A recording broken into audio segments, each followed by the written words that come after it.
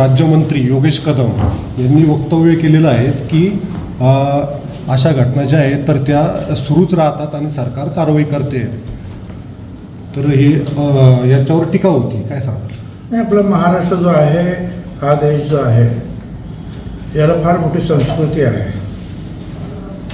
महाराष्ट्रसुद्धा जो आहे असा संस्कृती प्रधान देश आहे. त्याच्यामुळे ह्या घटना होणार नाहीत याच्यासाठी सगळ्यांनी प्रयत्न करायला पाहिजे.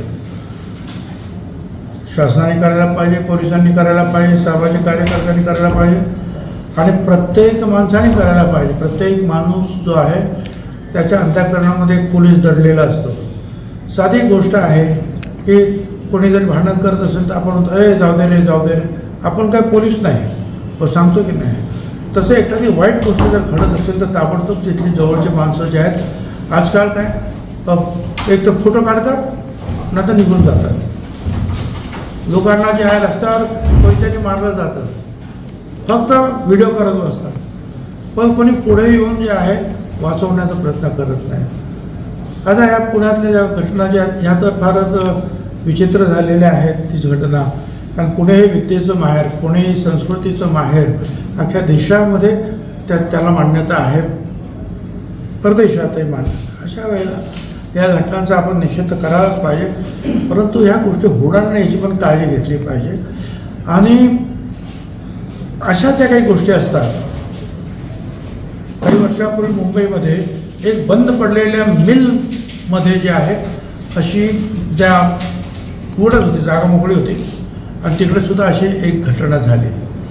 तरी अशा ज्या घटना आता सुद्धा तिथे बऱ्याचशा काही बसेस वगैरे आहेत त्या बंद अवस्थेमध्ये आहेत.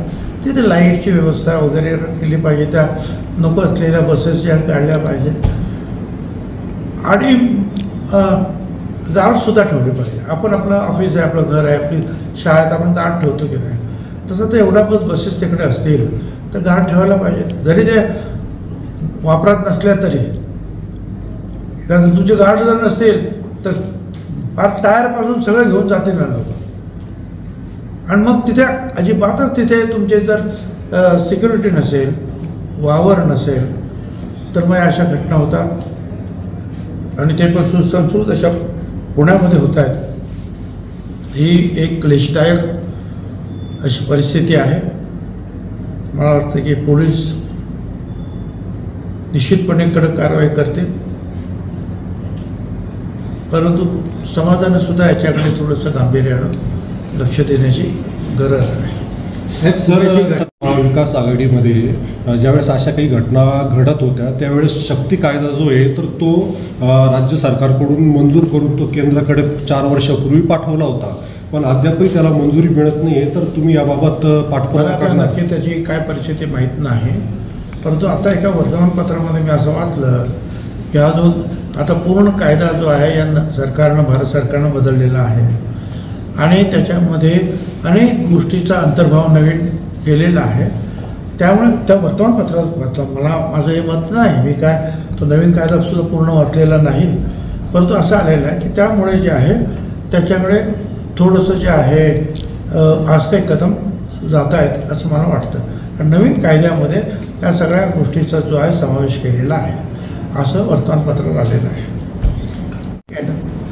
सगळी मागणी करतात, काहीतरी अडचणी असतील नवीन कायद्यामध्ये, खरोखर त्याचा किती अंतर्भाव आहे तो पण पाहावा लागतो. कायदा तर कडक झाला पाहिजेच, परंतु लोकांनी सुद्धा त्याच्यामध्ये जे आहे या अशा गोष्टींना जे आहे आपण सहज घेता कामा नये. वाचलं सोडून दिलं एवढं नाही. आपल्या समाजामध्ये जे आहे आपण या अशा गोष्टींना थारा देता कामा नये. आणि ज्या तऱ्हेने काही गोष्टी तिथे सापडल्या ते पाहता हे आजच कित्येक महिन्यापासून कदाचित हे असे व्यवहार तिथे होत आहेत असं एकूण जे आहे मला लक्षात येतं आहे. त्या मोकळ्या बसेस आहेत, अंधार आहे, तिथे सिक्युरिटी नाही, मग काय हे असल्याचे घाणेरडे प्रकार तिथे होत आहेत आणि कोणाच्याच लक्षात येत नाही असं थोडंच आहे. कोणाच्या तरी लक्षात आलं असेल, पण जाऊ द्या, आपल्याला काय करायचं हा जो विचार मनामध्ये येतो त्यातून जे आहेत ना असे वाईट प्रसंग होतात.